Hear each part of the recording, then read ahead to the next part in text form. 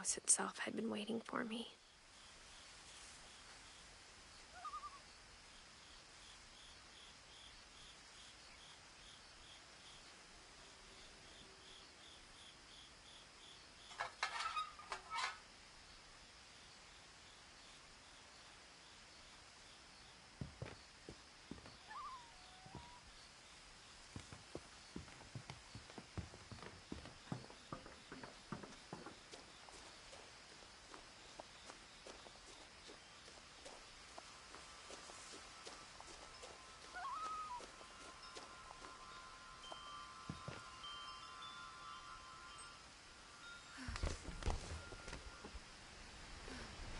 Crawling through the doggy door used to be a lot easier when I was 11.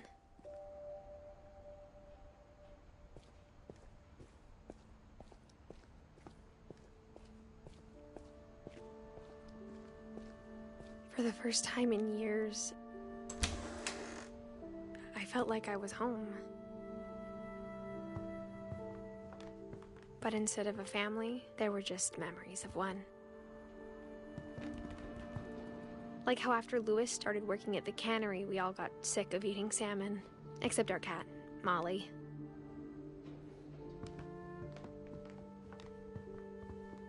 Nothing in the house looked abnormal. There was just too much of it. Like a smile with too many teeth. A lot of things got left behind in the whirlwind of that last night.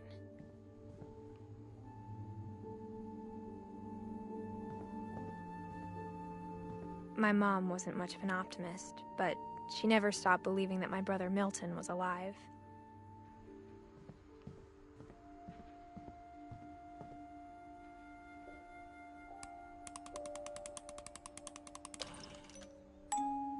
Great-Grandpa Sven built a music box for Barbara, along with the rest of the house.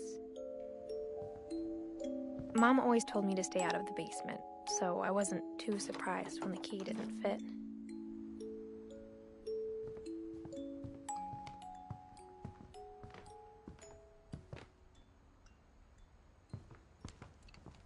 The table was still a wreck from the night we left. My mom was the only one of us who could imagine Great-Grandma Edie living in a nursing home. It was like a bomb had gone off, killing everyone but sparing the furniture.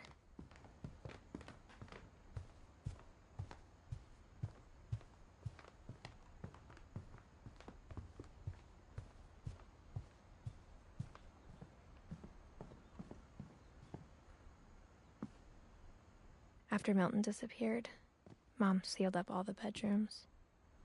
Then Edie retaliated and drilled peepholes.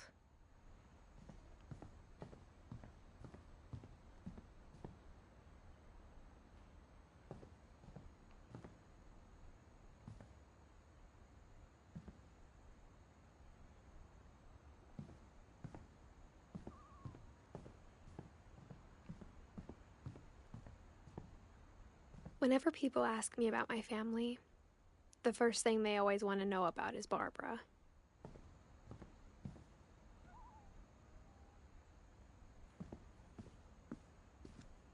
Mom must have locked the third-floor stairs on the night we left.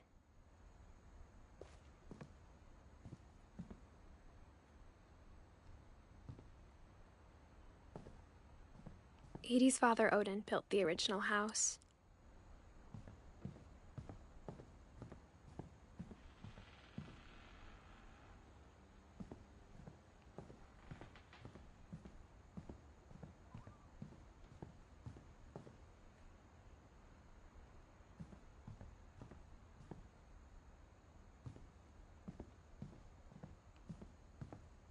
I spent a lot of time playing in Great Uncle Walter's room. I think my mom sometimes regretted not sealing it up. Louis told me there were secret passages, but I never believed him.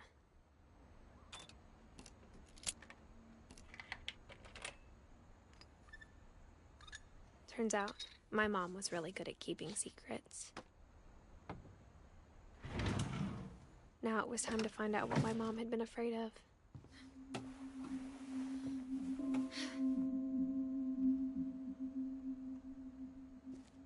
Reading this, maybe it sounds like I had a plan, but I had no idea what was behind that door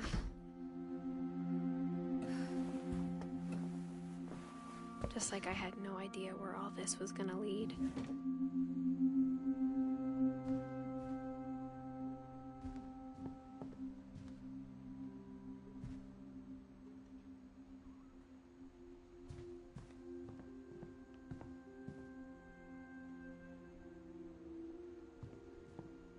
I grew up looking at Molly's room through the peephole. Molly's gerbil had a tiny bedroom with its own even tinier gerbil cage. Being inside for the first time, I felt like I'd stepped behind a painting.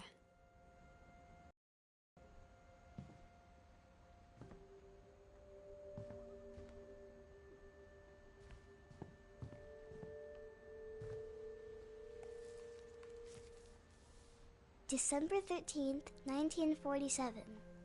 Dear Diary, I'll be gone soon, but I wanted to tell somebody about what's gonna happen.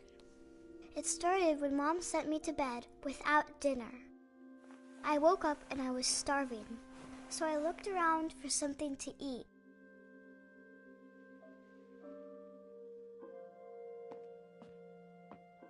The gerbil food was dry, but I didn't mind it.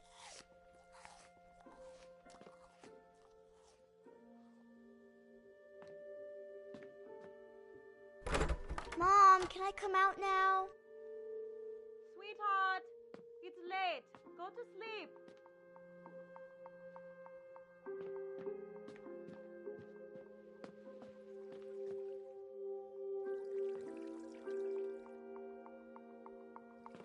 I thought about eating Christopher, but I held back.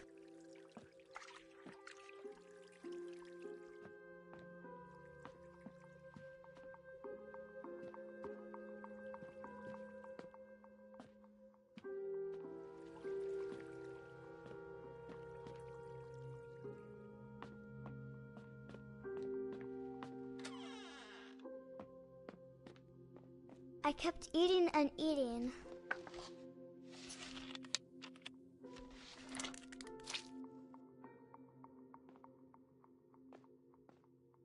I ate a lot of things that night.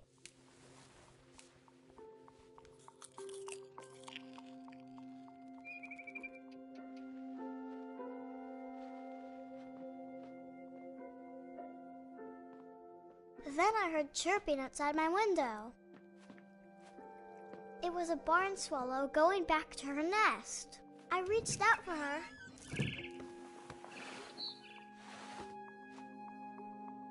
And suddenly,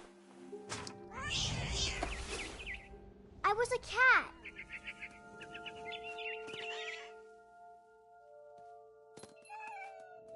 I tried to be quiet, but the bird was really scared.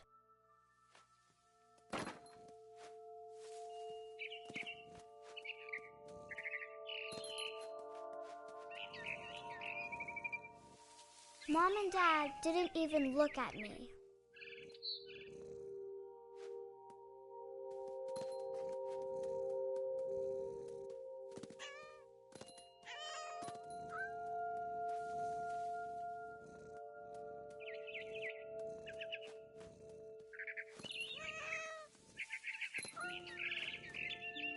I jumped and I almost got her.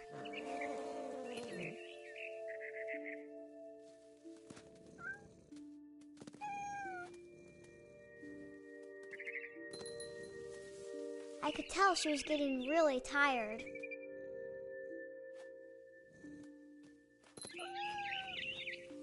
Now I was up in the big tree. I promised Dad I wouldn't climb it anymore. All I cared about was eating that mama bird. I gobbled her up.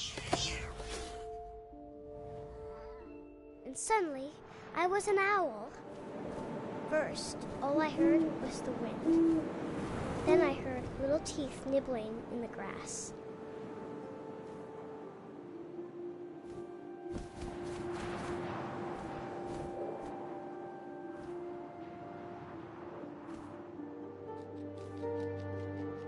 Rabbits.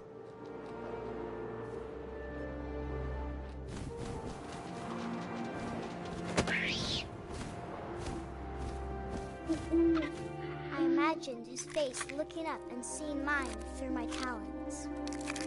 As swallowed him up, and I didn't chew one bit. Then I flew off to find something bigger.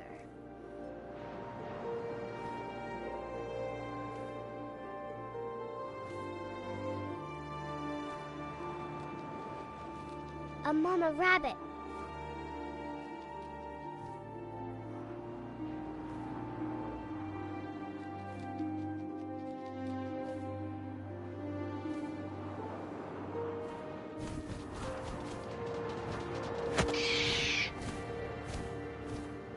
She was almost too big to carry. I started choking, but I couldn't stop eating. And suddenly, I was a shark.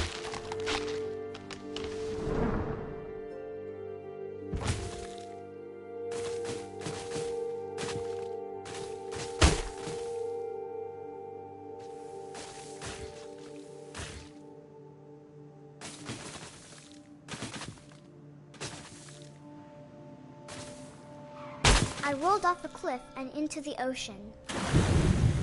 Now, I was hungrier than ever.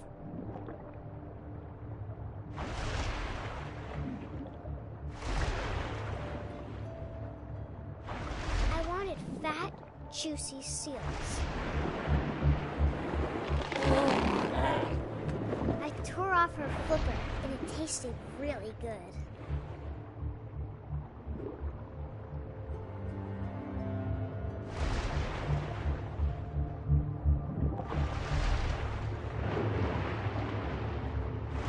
Grabbed on tight, but I was so hungry, I jumped out of the water.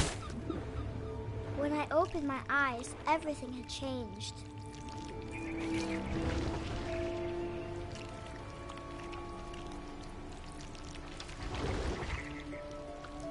Now I was a monster, and I smelled people everywhere.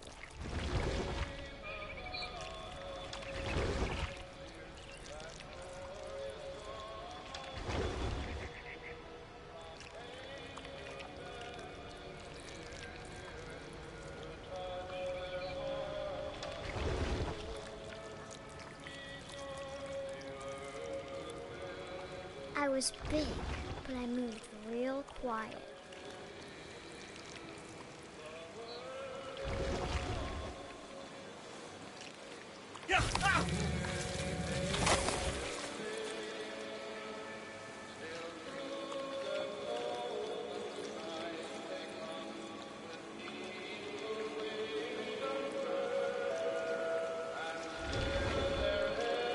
I wanted to stop, but also I didn't.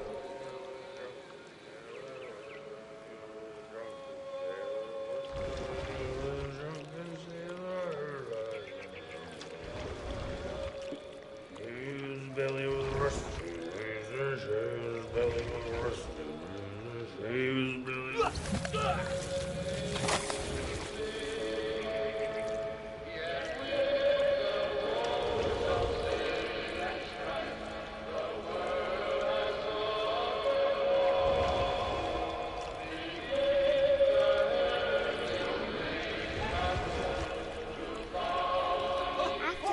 passenger, I was still hungry.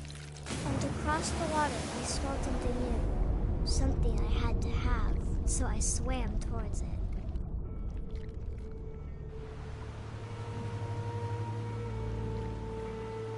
I slithered onto the sand, and the good smell went into an old pipe.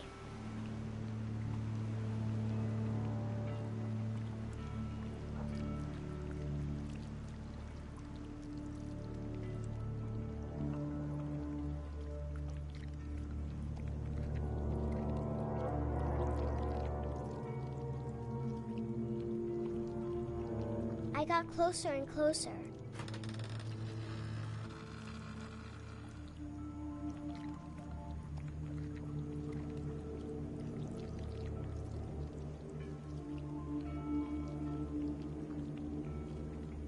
All my stomach started growling. And suddenly, I was me again. I held my breath for a long time, but I couldn't hear anything. I think it's waiting for me to fall asleep. But it's not going to wait much longer. It needs to feed, and we both know I will be delicious.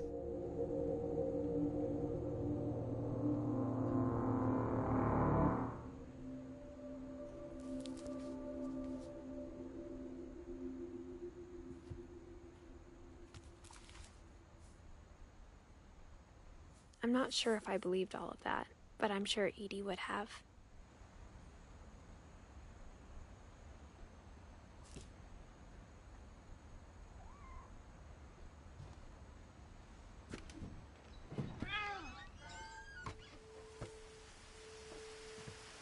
This will be obvious later, but my mom never told me any of these stories. Edie would have, but Mom didn't like bringing up the past. Though, when we adopted a stray kitten, she was the one who named it Molly. I spent a lot of time in Great-Grandma Edie's room. Her room was like a museum. For 500 years, the Finches have been famous throughout Norway for their Odin Finch buries the latest victims of the family curse, his wife Ingeborg and their newborn son, Johan. On January 7th, 1937, he set sail with his family and his house, hoping to leave the curse behind. But 40-foot waves off the coast of Washington send the house and Odin to the bottom of the sea. Odin's daughter Edie, with husband Sven and baby Molly, step ashore on their new home, Orcas Island. Odin Finch is the first to be buried in the new family cemetery. His daughter Edie is already dreaming of a new Finch house.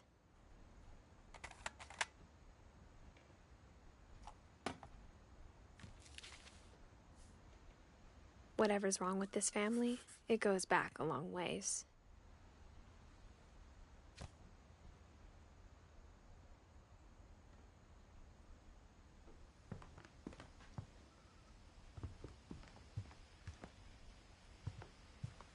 Edie gave a big interview about a mole man living under the Finch house. My mom was furious. I hadn't thought of myself as Edith Jr. for a long time.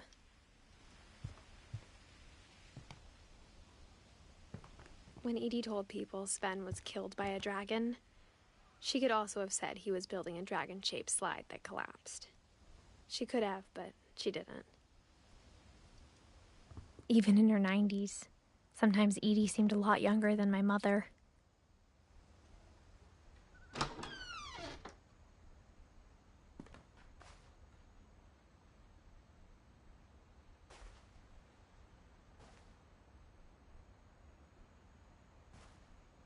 The only trace Grandpa Sam's first wife, Kay, left on the house was the pink bathroom.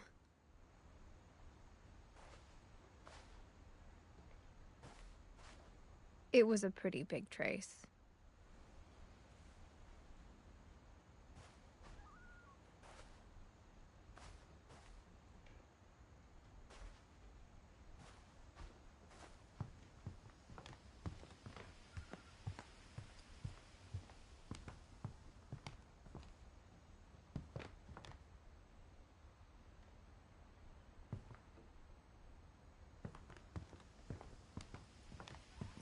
Louis died a week before we left, but Edie had already started to memorialize him. Edie knit me a new pair of gloves every year, just in time to replace the old ones.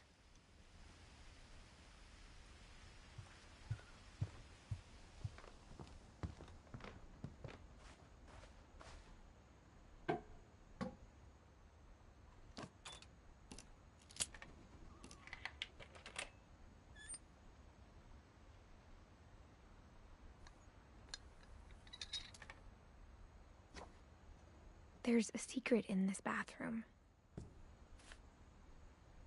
It's in the last place you would look. It isn't in the cupboard. It's hidden in this book.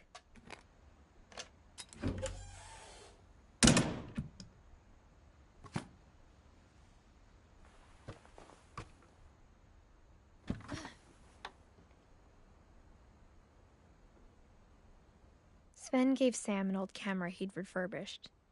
He never put it down.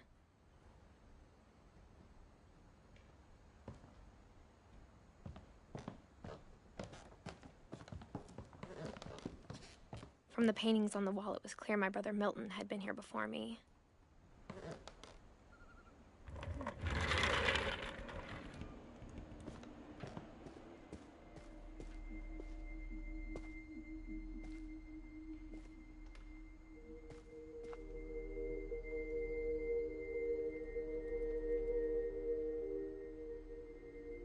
I knew Grandpa Sam had a twin,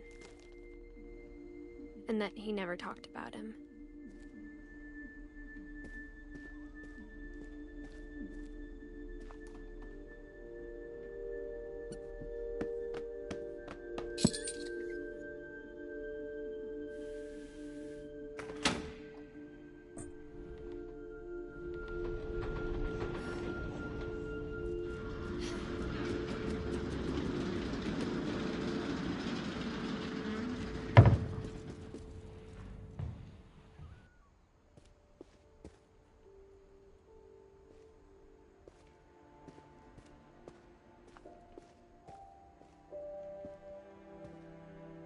I guess my grandpa didn't like history any more than my mom did.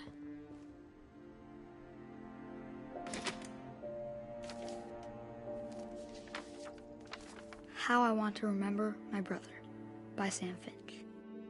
The thing I remember is that when he made up his mind, that was it.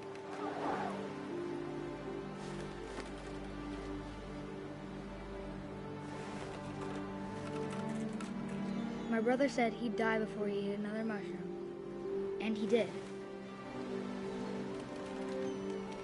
At Barbara's funeral, we swore we'd never be afraid again, and he wasn't. I think Calvin always wanted to fly. Sam! Calvin! Dinner's ready! Coming!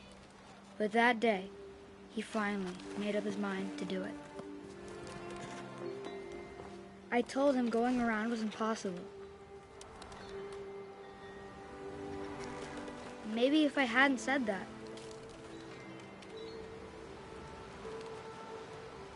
Calvin! I'm not gonna tell you again!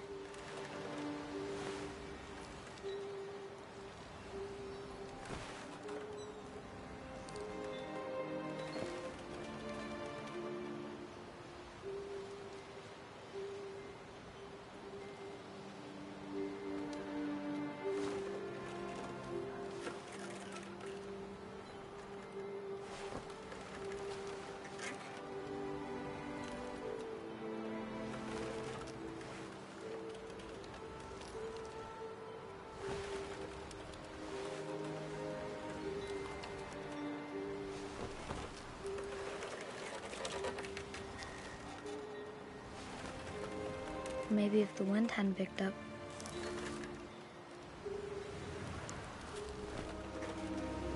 then maybe he'd still be here. But I doubt it.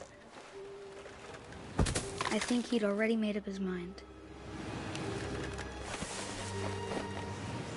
That's what I want to remember about my brother.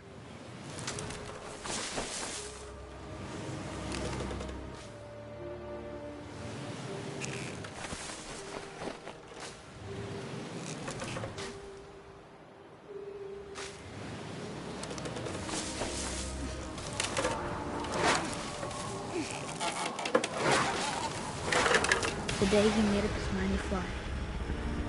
And he did.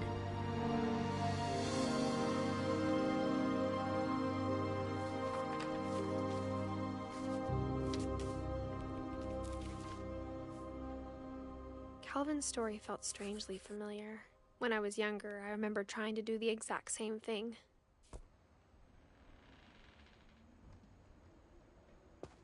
After the funeral, Edie roped off Calvin's half of the room. Mom said Grandpa Sam enlisted at 18 and never set foot in the room again.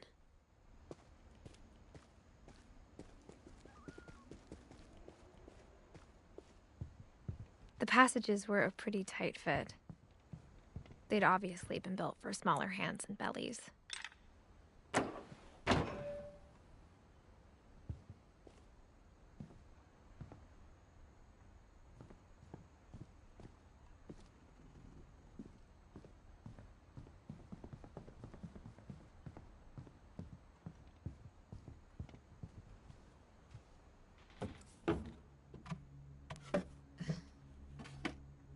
Growing up, I always thought of Barbara as a child star.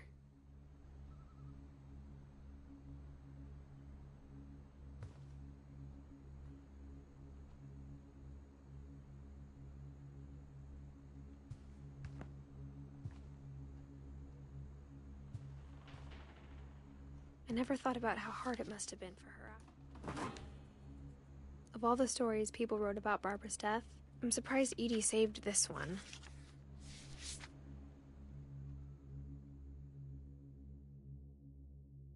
Old Jack here with another ghastly tale inspired by America's most unfortunate family. I'm calling it The Surprise Ending of Barbara Finch. As a child star, Barbara was famous for her scream. Now at 16, she was all washed up. A has-been. But in a lucky break, she'd been asked to perform her signature scream at a local convention for monster movie fans. It was just the boost her career needed. Unfortunately, her scream hadn't aged well. Getting better. I think you just need the right motivation. Her biggest fan and current boyfriend, Rick, was about to demonstrate when...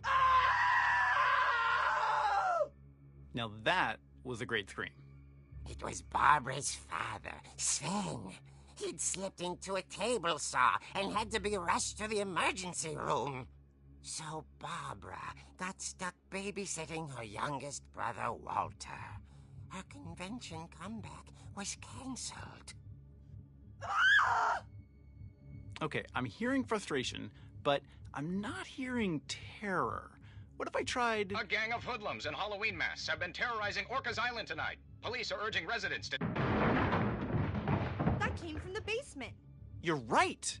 Also, I loved your delivery on that. Why is your basement door locked? Because my dad likes making puzzles and secret passages. There's a key hidden in the music box.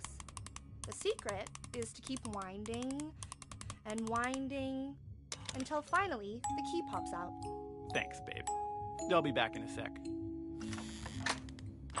20 minutes later, Rick hadn't returned. So Barbara went to look for him, right on cue. She reached for the music box.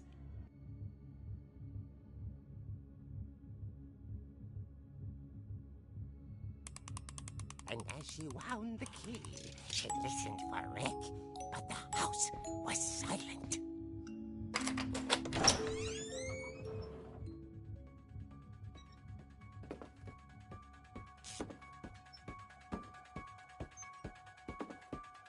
She found Rick's crutch and imagined the worst.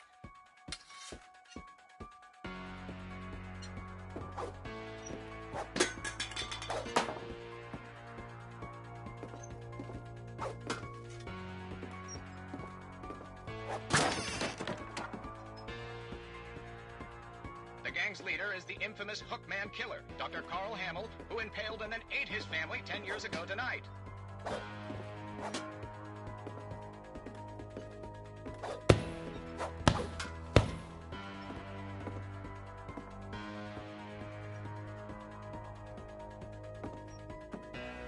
The old fridge rattled and grew still.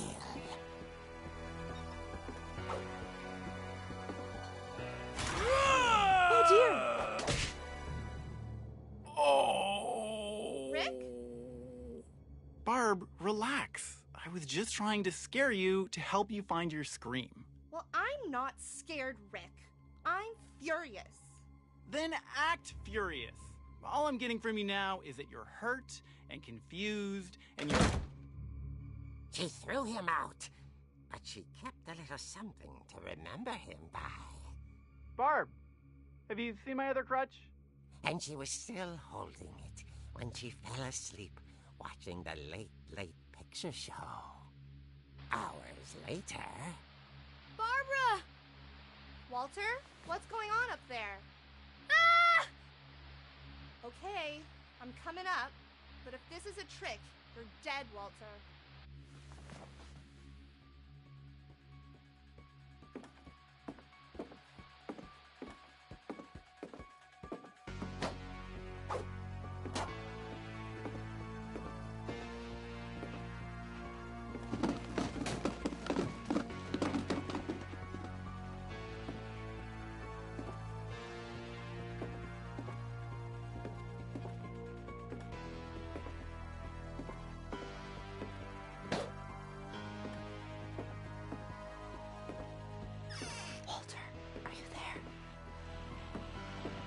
Walter had vanished, but his bedside radio was still on. Orcas Island police describe the man as 6 feet tall, with a steel hook for a hand. Residents are urged to lock all doors and windows and notify the police of any suspicious activity. Barbara turned, saw the hook man, and was speechless. He was quite smashing.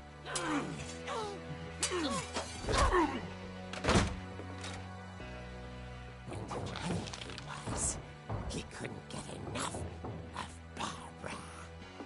Okay, Barbara, there's gotta be another way out of here.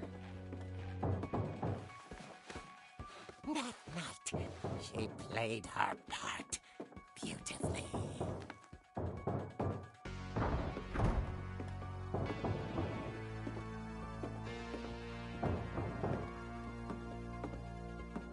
She thought about abandoning Walter, but just couldn't do it. Molly's door hadn't been opened in years. The hinges groaned.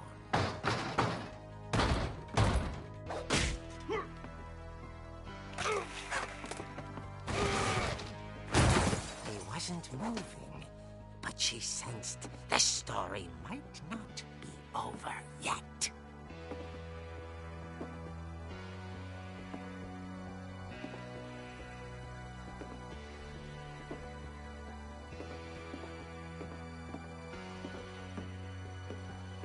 The hookman had vanished. She listened for his breathing, but all she heard was...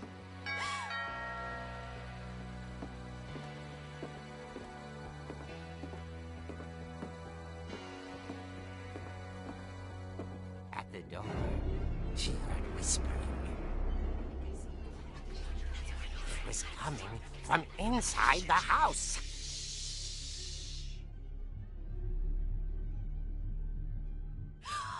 Oh dear.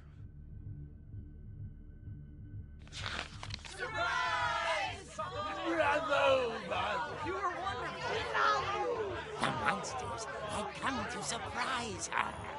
For Barbara, it was a dream come true. Then she saw what kind of monsters they were, and she realized what was about to happen. She was going to be famous. And with her final breath, Barbara Finch gave the performance of her life.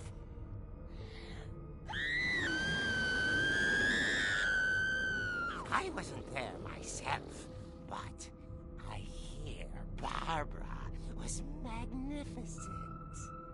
Poor girl. She had a taste for stardom. But unfortunately, so did her fans. Of course, the police blamed it all on poor Rick, who disappeared the same night. And little Walter? Hiding under his bed the whole time. He took it all pretty hard, but that's another story. As for Barbara, tucked inside the music box was all they ever found of her. Her ear. Now that's what I call a real eerie tale.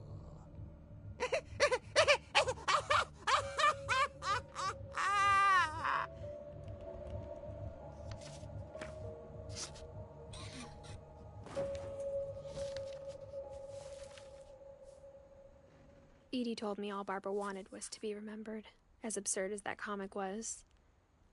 Maybe what Edie saw was a happy ending.